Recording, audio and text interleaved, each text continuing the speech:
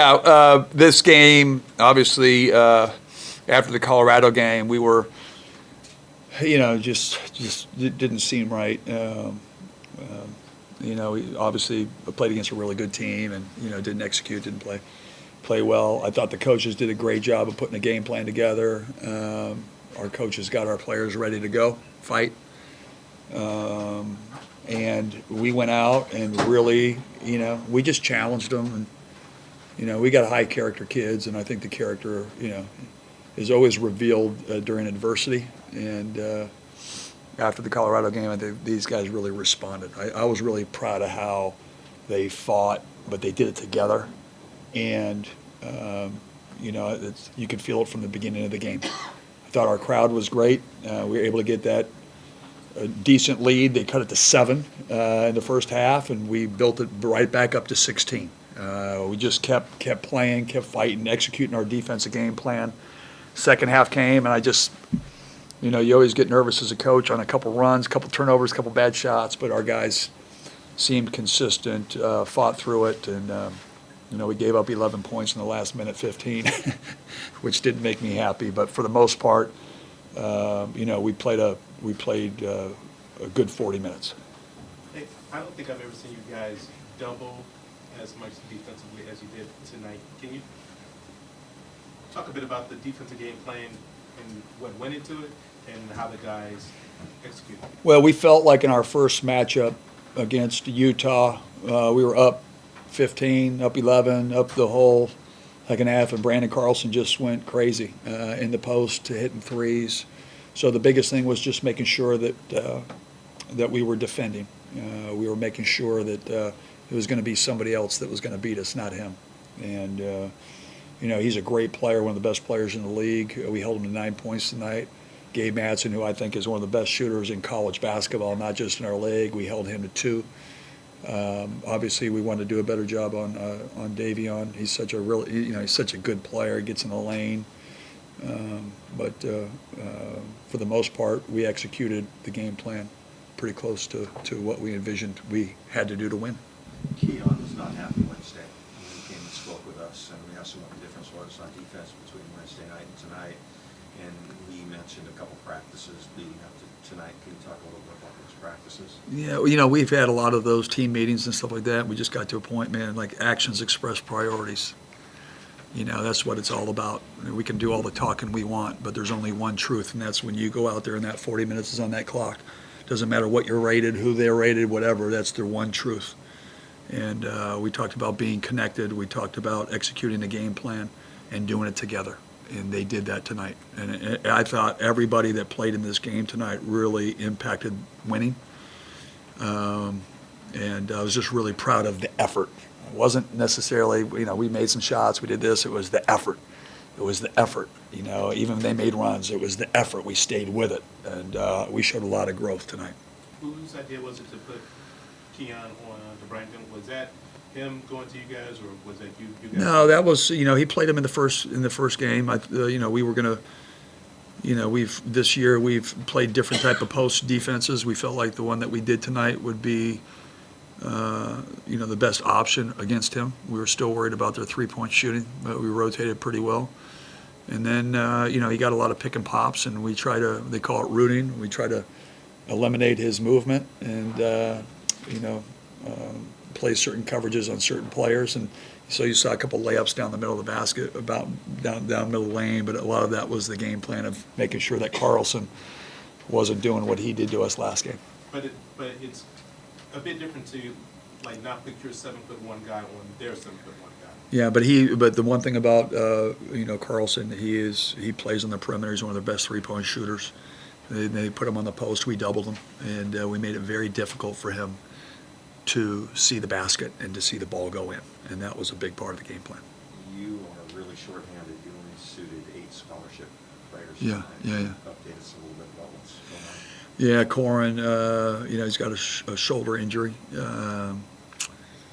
Hopefully, depending on, how he responds, it's a good time to have the break that we have, not playing for another 7 days. Braxton was in a boot, be evaluated. They told us he couldn't play in the second half. I'm still waiting on that. But that's never good. But the great thing about basketball is you only got to put 5 players on the court at once, and we put Nehemi in there. At the end, he's a big physical player, and he busts his tail in practice every day guarding Braxton. And when Frank was healthy, Frank's starting to do more and more. Have some practices this week, and so we're excited about that. And next man up mentality. This is a team, and it was a great team effort tonight. Where would you be without Wilhelm Braden? Boy, I'm definitely this summer buying a bunch of goggles. I'm wearing goggles this in memory of him. He does whatever it takes to win. He has been so much fun to coach. The players love him, the fans love him, and he just, when it's funny, when you just go out and you give it 110% and it's pure, people notice that. And I love how our fans appreciate him. I love how our team appreciates him, and he's such a great example for being a great teammate, a great student athlete for sure. The thing that you saw from Paul to that work was what? He's been working really hard, just an aggressive player. He was aggressive. He had a nastiness to him. That was Paul from Bayonne. That wasn't Paul from the Jersey Shore. Paul was from Bayonne. Like he was physical. He had confidence on his drive. He's finally healthy, so his fingers healed. The kid played with him. He played for a month and a half with one hand.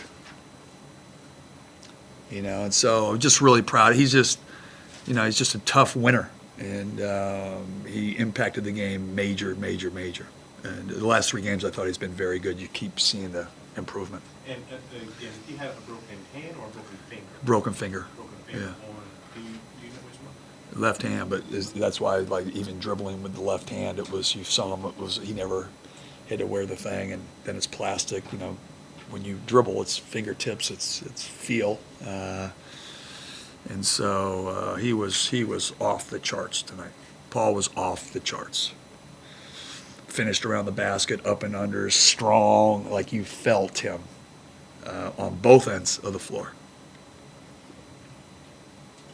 If you guys shoot like this and play defense like this, there's 10 games left in the regular season, what can or can't this team do? Well, one game at a time. Everybody has their ebbs and flows in the season.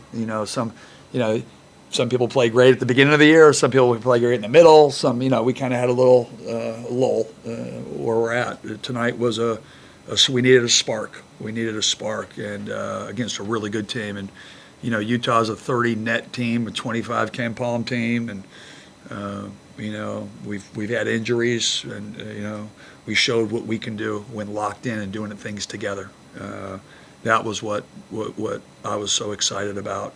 Can't look at the past. We just got to use this week to get healthy, hopefully, and get some really good practices.